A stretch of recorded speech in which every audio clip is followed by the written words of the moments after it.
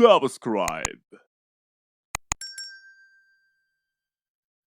एक समय की बात है, पहाड़ियों के बीच बसे एक छोटे से गांव में माया नाम की एक जिज्ञासु युवा लड़की रहती थी।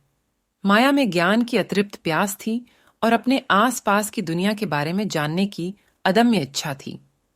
छोटी उम्र से ही वह हमेशा सवाल पूछती थी, जंगलों की खोज करती थी और नए अनुभवों की तलाश करती थी। माया के माता-पिता ने सीखने के प्रति उसके प्यार को पहचानते हुए उसे हर संभव तरीके से प्रोत्साहित किया।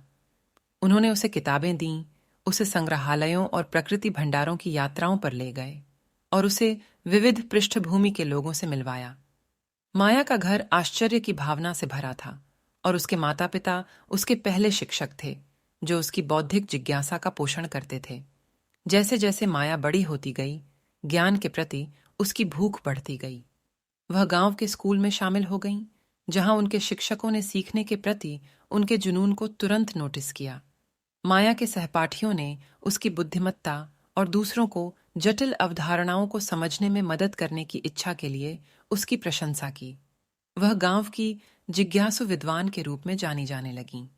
एक दिन अपने घर के पास जंगल की खोज करते समय माया की नजर गिरे हुए पत्तों के ढेर के नीचे दबी एक पुरानी धूल भरी किताब पर पड़ी। यह खगोल विज्ञान पर एक किताब थी, जो सितारों, ग्रहों और आकाश गंगाओं के रंगीन चित्रों से भरी हुई थी। माया मोहित हो गई।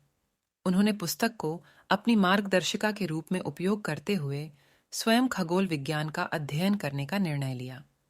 उसने अनगिनत रातें तारों को निहारने, नक्षत्रों को जानने और आकाशीय पिंडों की गतिविधियों पर नजर रखने में बिताईं। खगोल विज्ञान के प्रति माया के समर्पण का फल तब मिला जब उसने एक ऐसे धूमकेतु की खोज की जिसका उसके गांव में पहले कभी दस्तावेजीकरण नहीं किया गया था। उसने उत्साहपूर्वक अपने निष्कर्षों को स्थानीय खगोलविदों के साथ साझा किया, जिन्होंने उसकी खोज की पुष्टि की। माया का नाम गांव के बाहर फैल गया और वह क्षेत्र में एक सम्मानित खगोल शास्त्री बन गई। जैसे जैसे माया ने अपनी पढ़ाई जारी रखी, उसे अपना ज्ञान दूसरों के साथ साझा करने के महत्व का भी एहसास हुआ। उन्होंने गांव में बच्चों को खगोल विज्ञान पढ़ाना शुरू किया, जिससे स्टार उत्साही लोगों की एक नई पीढ़ी को प्रेरणा मिली। सीखने के प्रति माया का प्रेम पूरी तरह से विकसित हो गया था, क्योंकि उसने अपना जुनून दूसरों तक पहुंचाया था।